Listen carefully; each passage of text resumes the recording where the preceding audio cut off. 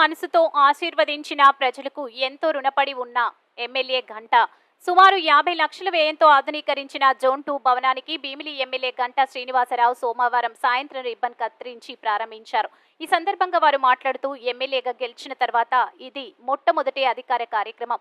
ముఖ్యమంత్రి చంద్రబాబు నాయుడు నాయకత్వంపై ఉమ్మడి కుటుంబంపై నమ్మకం ఉంచి ఊహించని మెజారిటీతో గెలిపించిన భీమిలి నియోజకవర్గం ప్రజలందరికీ ముందుగా ధన్యవాదాలు అన్నారు. భీమిలి ప్రజలు ముందు చూపిన ఆదరణ మరవలేక మళ్లీ ఇక్కడే పోటీ చేశాను.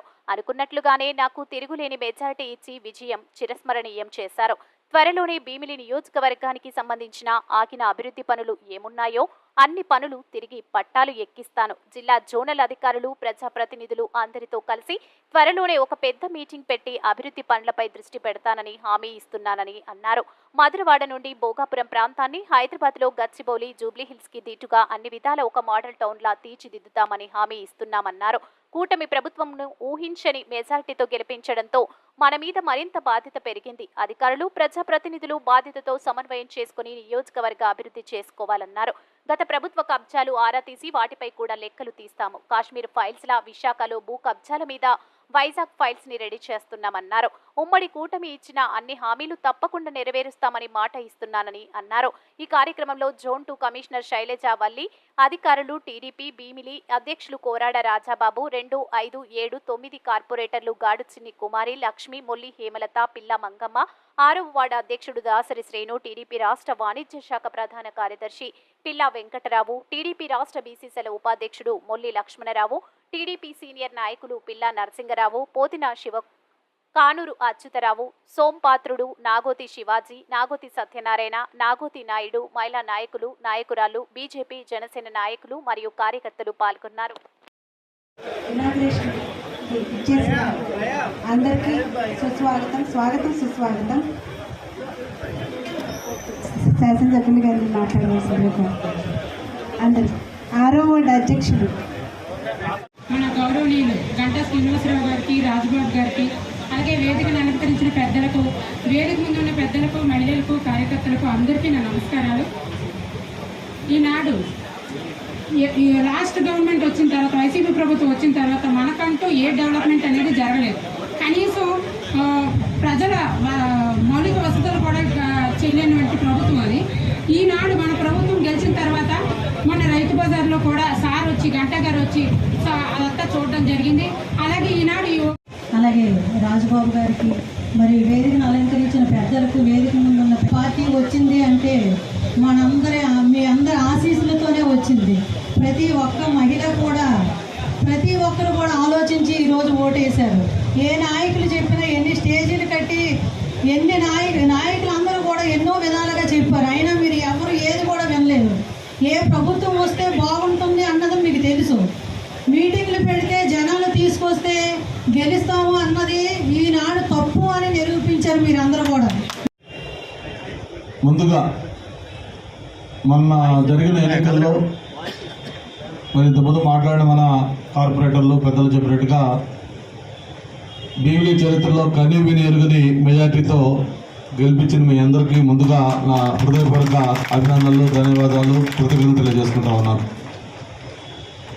మామూలుగా ఎలక్షన్కు ముందు చాలాసార్లు గ్రామాల్లోకి వెళ్ళినప్పుడు కానీ, లేకపోతే వార్డులోకి వచ్చినప్పుడు కానీ, ఏదైనా ఫంక్షన్లకు అది వచ్చినప్పుడు, లేకపోతే ఏదైనా కార్యక్రమాలు కలుసుకుంటున్నప్పుడు మీరందరూ కూడా ఆ రోజు చెప్పే మాటలు వింటున్నప్పుడు నాకు అనిపించేది, ఏంటి నిజంగా వీళ్ళు అంత గట్టిగా కోరుకుంటున్నారా ఇక్కడ, లేకపోతే మనం వచ్చాం కాబట్టి మొహటానికి ఇక్కడికి మీరు పోటీ చేస్తే బాగుంటుంది అంటున్నారా అని ఒక చిన్న అనుమానం ఒక మూలు ఉండేది.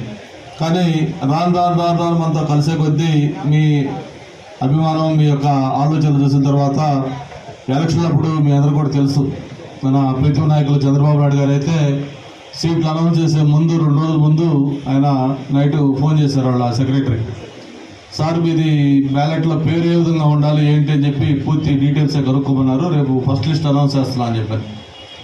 సరే అని చెప్పి, ఎందుకంటే ఇట్లా విజయనగరం జిల్లా చీపురుపల్లిలో మిమ్మల్ని పోటీ చేస్తే బాగుంటుందని చెప్పి సార్ అనుకుంటున్నారు, అందుకని ఫైనలైజ్ చేశారు, అక్కడ చేయాలని చెప్పారు.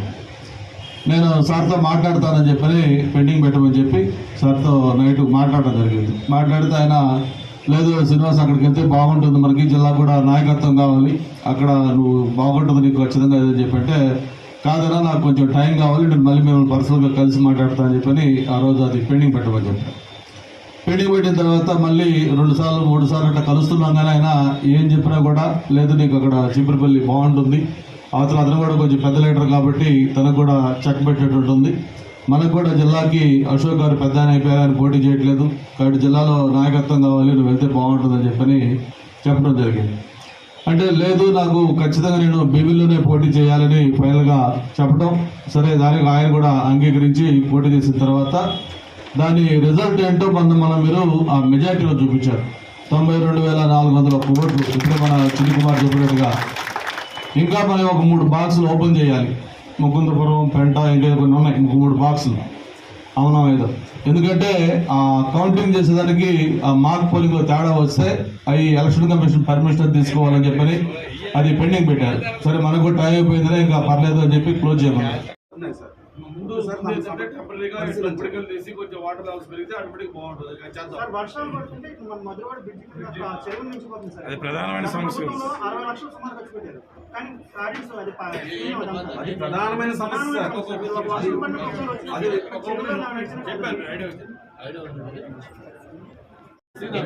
అది స్థానిక నాయకులు కూడా దాని మీద అవగాహన, టీడీపీ నాయకులు అడగండి సార్, మొత్తం దాని డీటెయిల్స్ మీకు ఇస్తారు. పూర్తి డీటెయిల్స్ వాటర్ సప్లై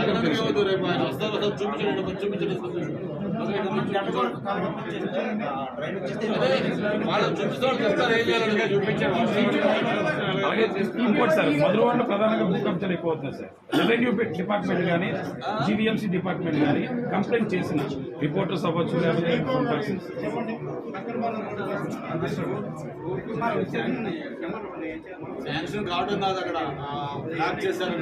వెళ్లాల్సిన వాటర్ ఏదైతే వెళ్లే మార్గం ఉందో దాన్ని ఆపేశారు, కాంక్రీట్ వేసి అది వెళ్తే అక్కడ స్టక్ అవుతుంది వాటర్. అది చెప్తారు కదా స్థానిక నాయకులు అయితే మీకు సోర్స్ చెప్తారు.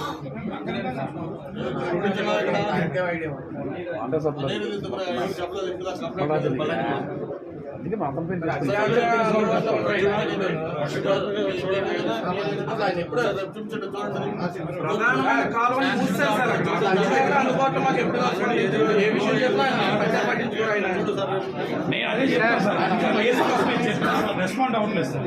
అది రెవెన్యూ అవ్వచ్చు, జీవీఎంసీ అవ్వచ్చు. మెయిన్ టౌన్ ప్లానింగ్ అయితే అసలు మరి ఏసీపీ గారు మహోన్నతమైన వ్యక్తి, ఆయన కనీసం నాకు తెలిసి కంప్లైంట్ పెట్టి వాటర్ రాసిన అసలు స్పందించి కూడా ఆయన కనీసం స్పాట్ కి ఏమనంటే ఆదిమూలపు సురేష్ గారి తాలూకా అని చెప్పి రిపోర్టులు కూడా చాలా మంది బెదిరించారండి. మరి ఎందుకు పట్టించుకోవట్లేదో సంబంధిత అధికారులు మరి మీకే తెలియదు.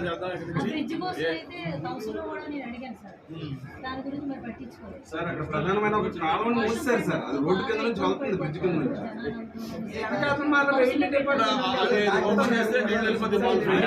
అసలు స్టక్ అవుతుంది, అది ఎప్పటి నుంచో సమస్య ఉంది.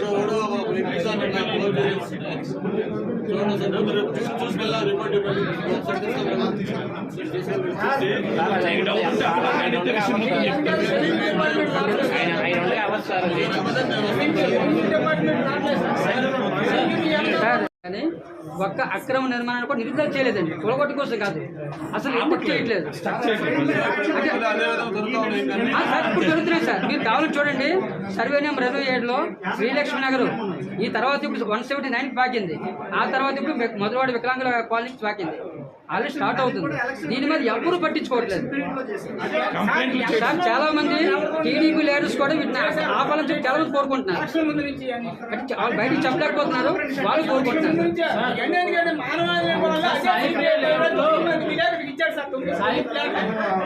చేసుకోమని ఆ రోజు నిబంధన చేయమన్నారండి, అవి కబ్జా చేశారండి, పంచుకోమని